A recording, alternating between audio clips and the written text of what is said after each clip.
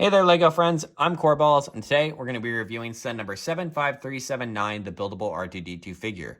This set is very special for a lot of reasons, but one of the main ones you can tell indicated by this beautiful blue box art that goes all the way around. It is part of the 25 years of LEGO Star Wars celebration. So, they've released 5 sets that are part of that celebration, and this is one of the 5.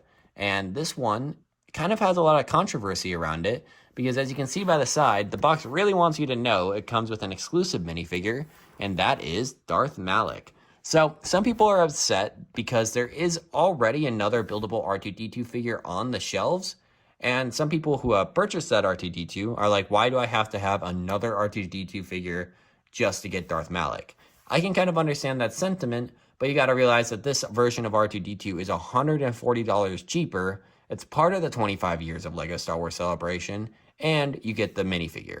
So I understand trying to compare the two, but for me, I find this kind of to be the better deal because it's $140 cheaper, and Darth Malak himself is already fetching 50 to 60 bucks on the aftermarket.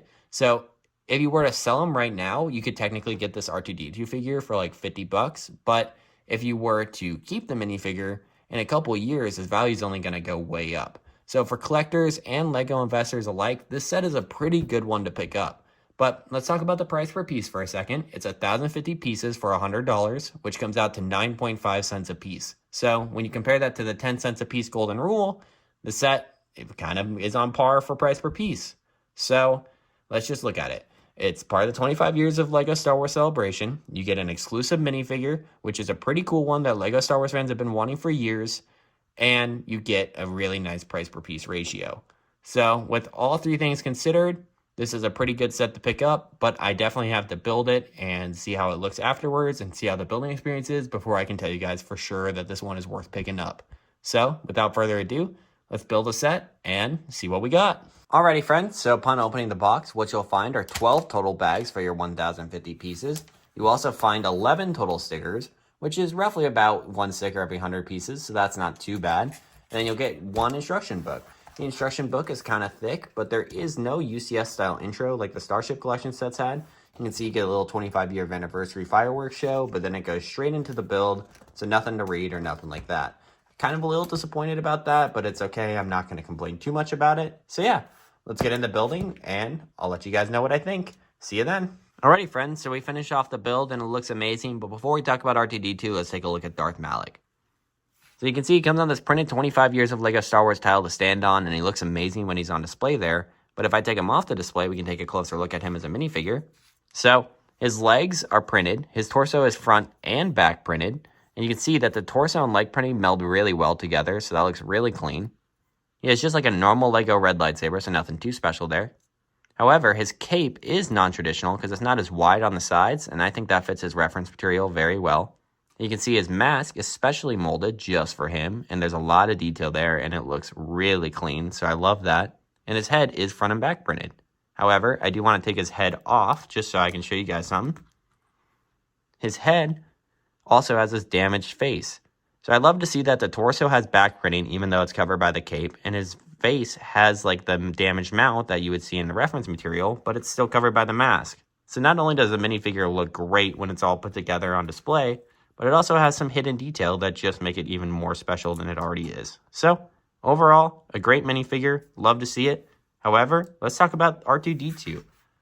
Alrighty, so let's start off by looking at his information plaque. You can see that instead of being a sticker, it is printed, which normally like these information plaques have been stickers in the past, so I do like to see that this is a print instead of a sticker. And if you want to pause to read all of that, be my guest. You can see that the R2D2 minifigure looks amazing. I love his chrome dome. And he also has back printing, which is not typical for LEGO R2D2. And yeah, so the plaque looks amazing, and let's get into the build. Alright, so taking a look at R2D2, you can see that the build looks amazing. I actually love how the stickers look in this set. They do a lot of legwork into making it look like R2D2. Not that the building techniques weren't great and don't make it look like R2D2, but you can see that these like front stickers for his robotics and these panels and buttons right here just look great. But you can see the building techniques here used to create the center part look amazing. I love like the missile bottom right there. I think that looks awesome. And yeah, I do have one complaint though. The white of LEGO stickers still just doesn't match the white of their bricks, and you can kind of see that here, and when you get up close and personal with the set, it is kind of noticeable. But If you put it far away, you probably won't even notice. So I think we should talk about the legs first. So if we take a look at the side of the legs, they look amazing. A lot of nice greebling there and a lot of good piece choices there. You can see his legs kind of like float a little bit, and I can tell you guys why. So his third leg is actually removable very easily. It's simply just an axle that goes in the middle right there. And if you wanted to display him this way, instead of having him be at the slight angle with his third leg, you can. So you can see that the legs kind of push into the bottom right there. You can see that there's some freedom of movement. But if I were to put the third leg back on, like so, you can see that they actually kind of come up a little bit. So that way they can stay at a nice angle and be level on the floor while also having R2D2 at his angle. So there are some nice building techniques going on the legs there to create that effect. And yeah. So let's just take a quick look at the back. Even though there's nothing too special going on, you can see that it is tiled all the way around, and that looks great. And yeah, stickers here still look nice. And let's talk about the head. So the head of R2D2 looks great.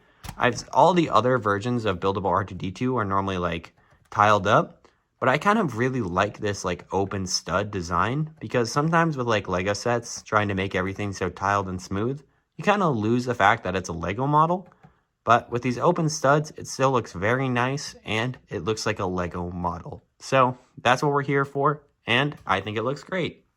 So yeah, and you can see that the stickers here also look good. I love the pink right there, it looks nice. And if you take a look at the top, you can see that there is a pretty big printed tile right here, and I'm very happy about that, because trying to place 6 evenly spaced stickers here would not have been fun. But with all that out of the way, we can talk about something else going on with the set. This right here doesn't fold. It's just like a little attachment, but it's not the only attachment. So if we take a brick separator, we can take these front panels off right here, like so. So let me just take them off for y'all real quick. And it comes with these little foldable attachments that you can put on the sides. And I can definitely see this being a nice little play feature for kids. And if you take it up and you roll it up, now he's got his like little tools out. And I think that's really nice. I think I personally am going to display it with these on instead. But it's still nice to see that they added detail. I can't think of any Lego set that did something like that, and it just looks great. And I love that they're foldable too. So yeah, it's also pretty sturdy, so you can push it around and stuff. So even though it's not technically a play set, it does definitely have some play features. It's also important to note that the head spins at 360 degrees, so that's nice to see. And yeah, so overall, this model looks really nice. It's a very clean build. The plaque looks great when you put it on display. Then you add in Darth Malak. And overall, this is a pretty sick set. I don't think I want to buy the $240 version of R2D2, because why would I when this $100 version slaps so hard? And I get Darth Malak, and I get a really nice R2D2 with back printing. So overall, I would say the set is worth the $100. It's collectible. It's part of the 25-year anniversary. Comes with a very unique minifigure that's fetching a lot of value on the aftermarket. It comes with a very clean build of R2D2. So yeah, I'd say pick this one up, guys. I give it like a 9.5 out of 10. And yeah, that was my review. I've been Coreballs. Please like and subscribe. Bye.